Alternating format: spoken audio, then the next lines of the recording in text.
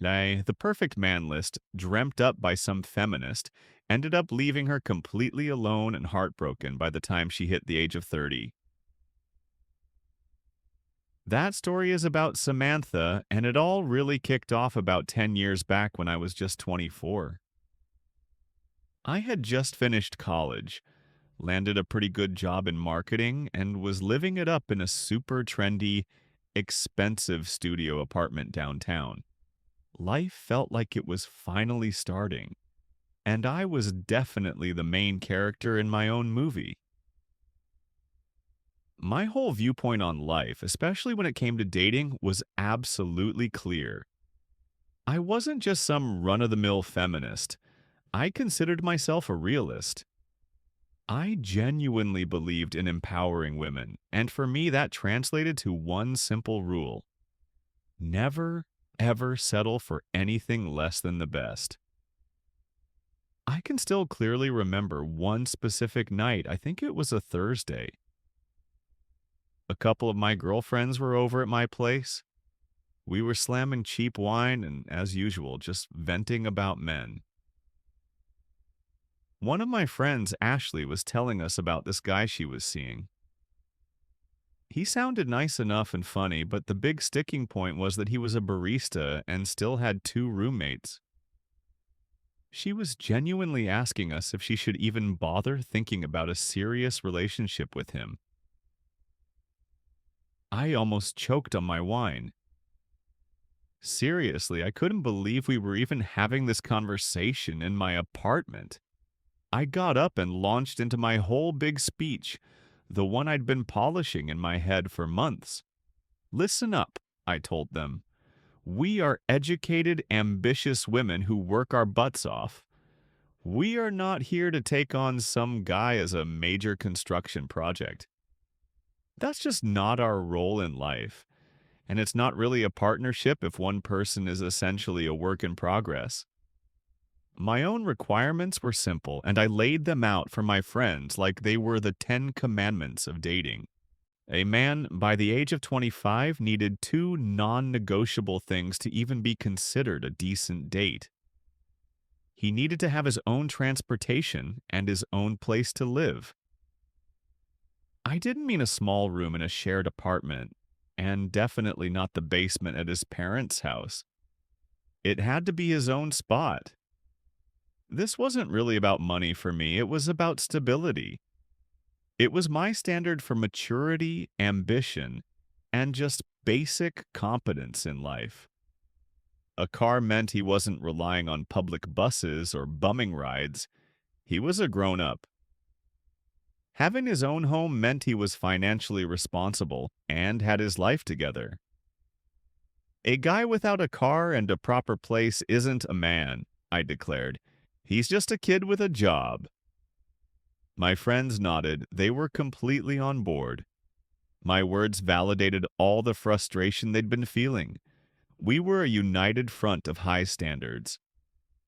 Coincidentally, there was this guy who lived on the same floor as me, just down the hall. At first, I didn't even know his name. I just mentally called him the bus stop guy. His name was Ethan. I found that out later on. He looked about my age, maybe a year or two older. He was super quiet, always dressed in simple stuff like hoodies and jeans, and he perpetually carried a beat-up backpack. The first time we really spoke was a few weeks after my whole dating commandments speech. I was coming back from a massive grocery run, trying to haul 4 overflowing paper bags all at once because I refused to make a second trip. Of course, as I was fumbling for my keys, one of the paper bags completely tore open. It was a whole avalanche of apples, yogurt cups, and a cereal box scattered all over the hallway carpet. Just my luck. Right at that embarrassing moment, Ethan was walking out of his apartment. He had this kind but slightly awkward look on his face. He immediately rushed over to help me, saying something about how terrible paper bags were. I felt so mortified and annoyed. All I wanted was to get inside and be done with the day. I distinctly remember snapping out, "I've got it," in a tone that was way colder than necessary. I actually looked at him then, really looked at him for the first time. He had worn out sneakers and a faded band t-shirt. He didn't scream ambition, he screamed roommate and monthly bus pass. He took a step back, looking a little hurt, and just said, "Okay, well, have a good day." In my head, he was instantly and forever relegated to the no category. Not even maybe if I was desperate, just a hard pass. Then, about a month later, I matched with Jake on a dating app. Jake was the living, breathing manifestation of my entire requirement list.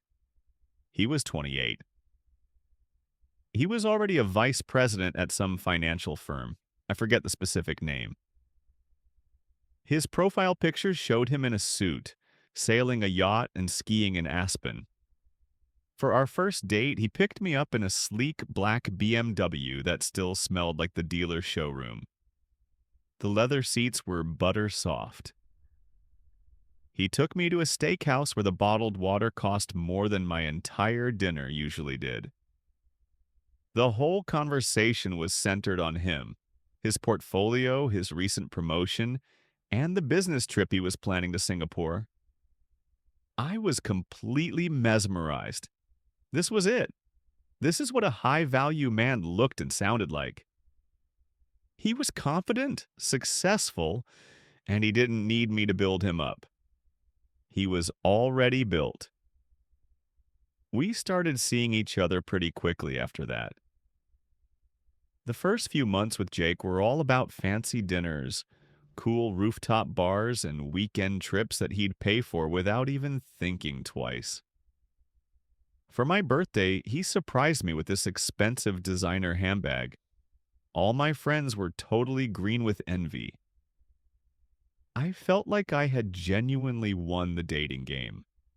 I was living proof that my whole high standards philosophy actually worked. You hold out for the best and you get the best. Simple as that, right? But there were these little quiet red flags popping up. He almost never talked about the future. Anytime I tried to bring up, "What are we?" he'd smoothly pivot the conversation away.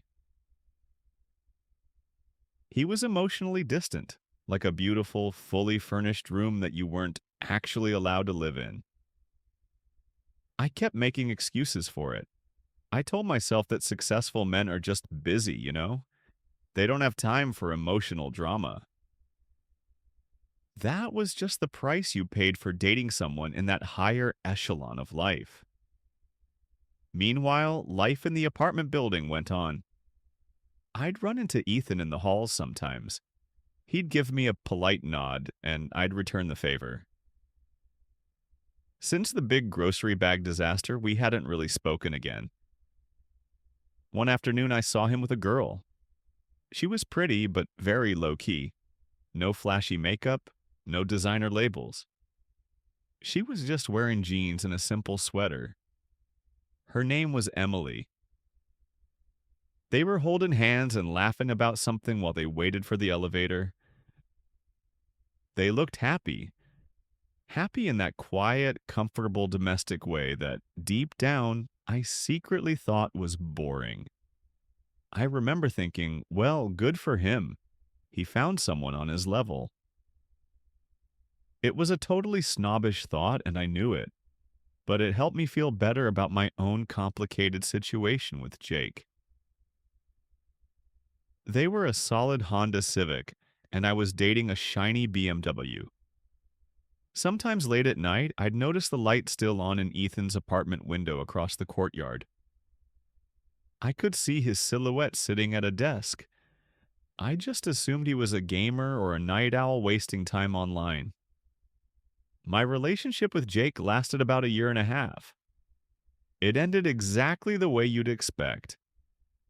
I finally pushed too hard for the "what are we" talk. I needed to know where things were going. He gave me the classic spiel. He wasn't looking for anything serious right now. He was focused on his career. He thought we were just having fun.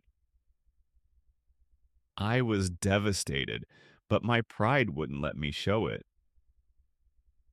My friends tried to comfort me, but I brushed them off. I insisted he was the right typo, but the wrong guy. My standards were correct. I just executed them poorly. I took a month off from dating, then got back on the apps and started swiping aggressively. My criteria just got even stricter after that. I dated a lawyer who spent the whole night talking about his billable hours. Then a guy from a tech startup who used the word synergy every other sentence.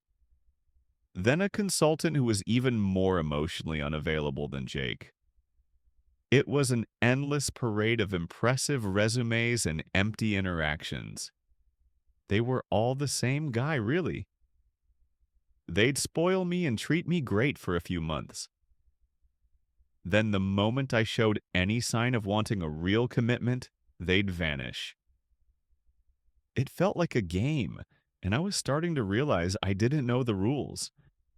Around year 3, I hit 26.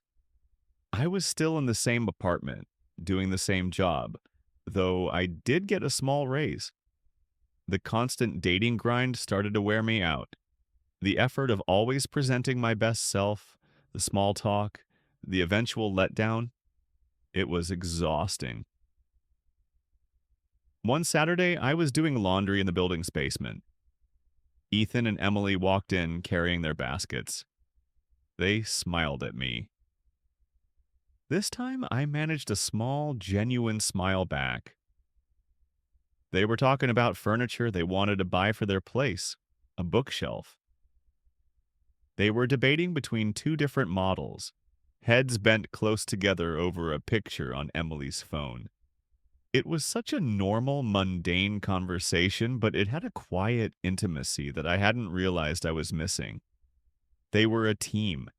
They were building their life together, one bookshelf at a time.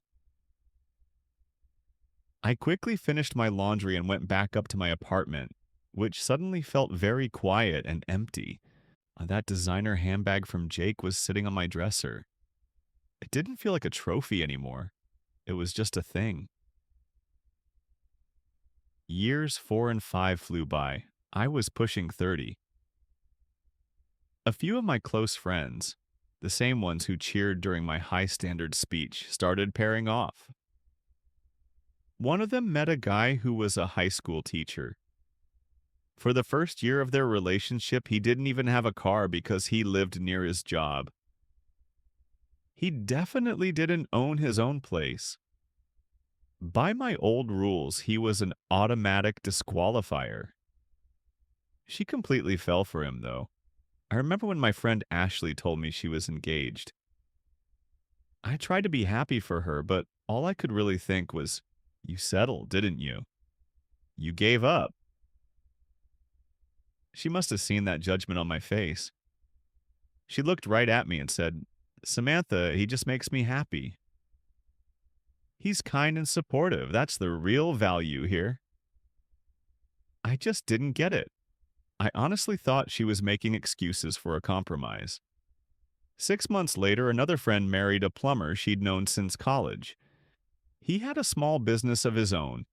They bought a small house out in the suburbs.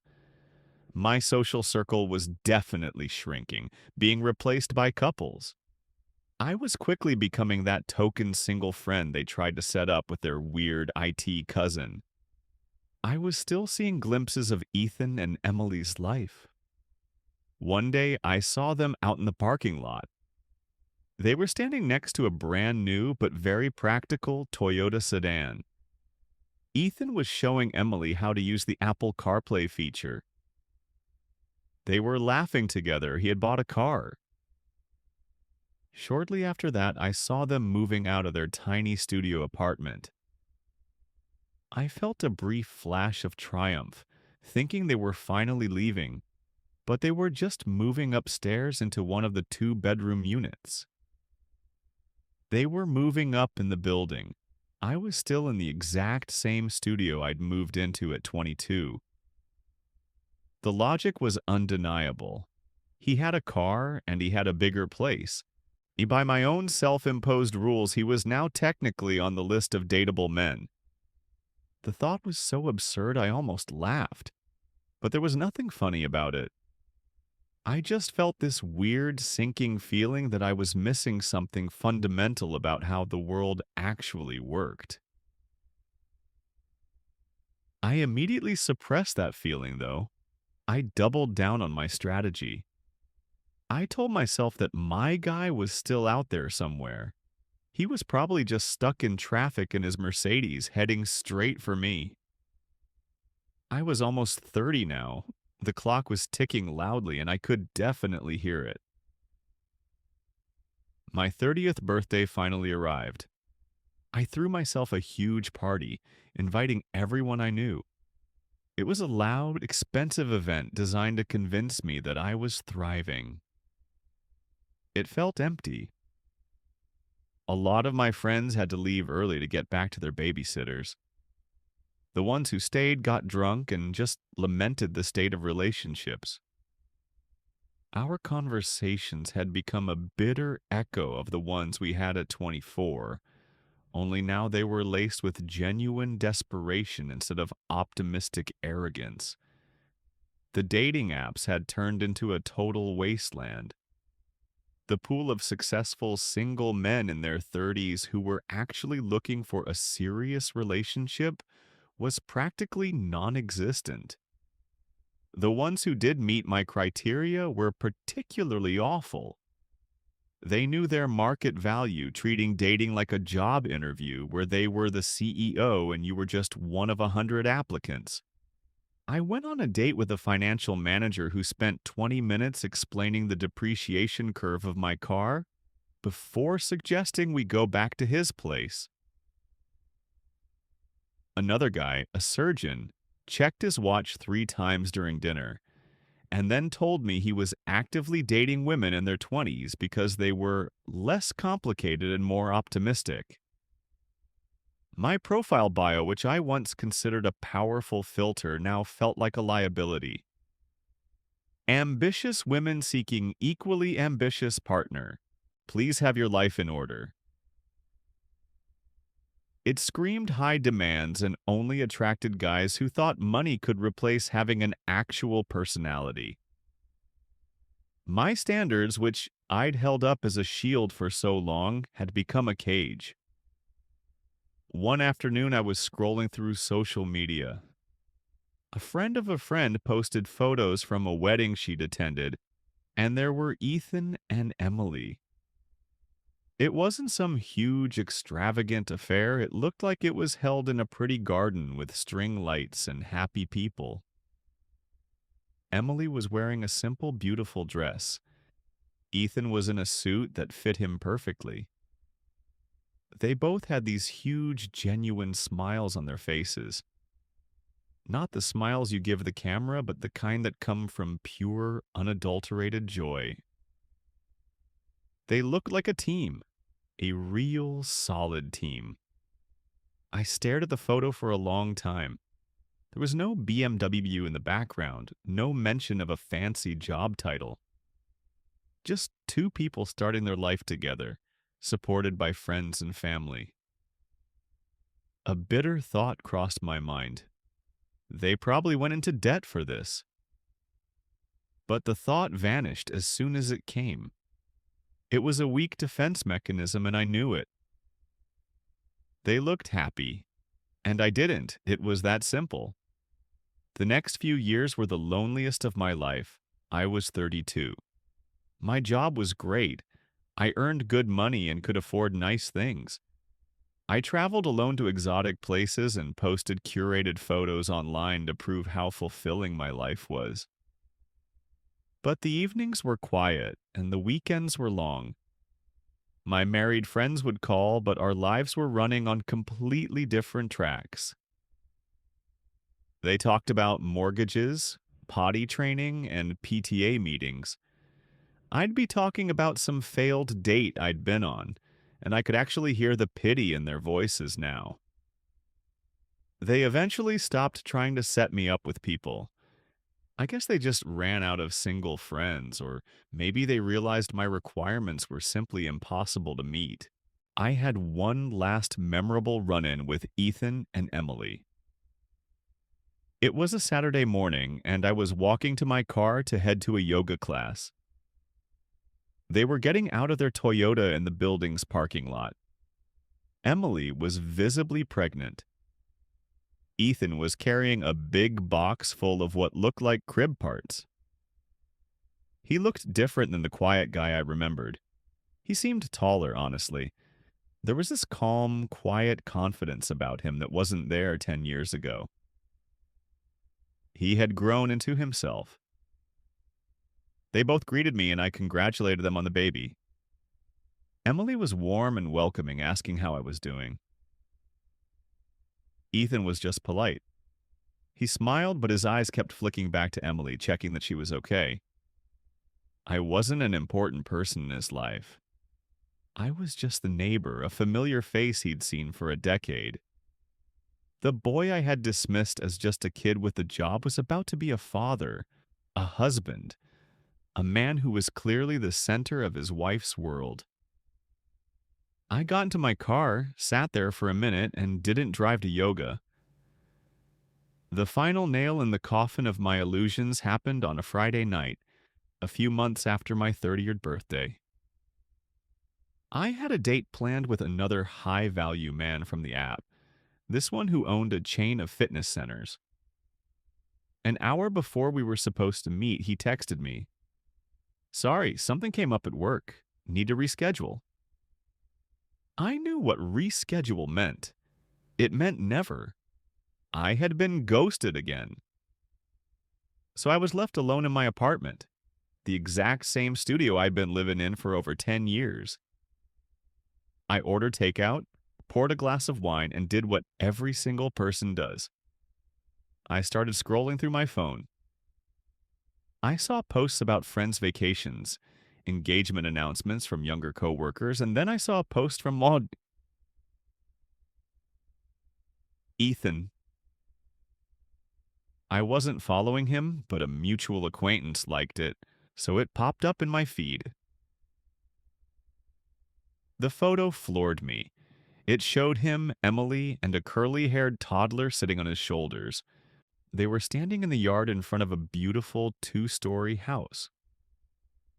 It was a classic suburban home, with a huge oak tree in the front yard and a swing hanging from the porch. A brand new SUV, way nicer than the old Toyota, was parked in the driveway. The caption was simple: "Hard to believe this is ours. Officially homeowners." I just started to cry, but not loud. Ugly sobbing. It was a quiet, internal shattering. The house, the car, the family. He had everything. Everything that was on my mandatory checklist 10 years ago. He had achieved and surpassed every single criterion I set for what a man should be. But when Emily met him, he had none of it. He wasn't a high-value man when she chose him. He was just Ethan, a quiet guy with a dream who worked hard when no one was looking. The guy I saw at his desk late at night wasn't playing video games. He was building their future. Emily didn't look for a finished product. She found a good person with potential and they built a life together. She didn't buy a winning lottery ticket. She invested in solid stock and watched it grow. I looked around my apartment at the designer purse from the guy who forgot my name a week after leaving, at the single-serving dinner on my coffee table. All my strategy, all my philosophy had ended in catastrophic failure. I had spent 10 years trying to find an ideal. Emily spent 10 years helping a man become an ideal. I wasn't a self-respecting feminist. I was a coward who was terrified of taking a risk. I wanted the reward without the effort, the success without the struggle. I was looking for a lifestyle, not a partner. I was looking for a provider, not a person. The man I rejected as a kid with a job was more of a man than any of those sleek, suit wearing guys I had chased for a decade. He was building, they were just spending. I turned off my phone. The silence in my studio was deafening. For the first time, I didn't blame men, or the apps, or society. I was the problem. My standards weren't too high, they were just focused on the wrong things. Character, loyalty, partnership, kindness, teamwork. Those were the truly valuable assets, and I spent 10 years walking right past them in the hallway, too arrogant and too blind to see them.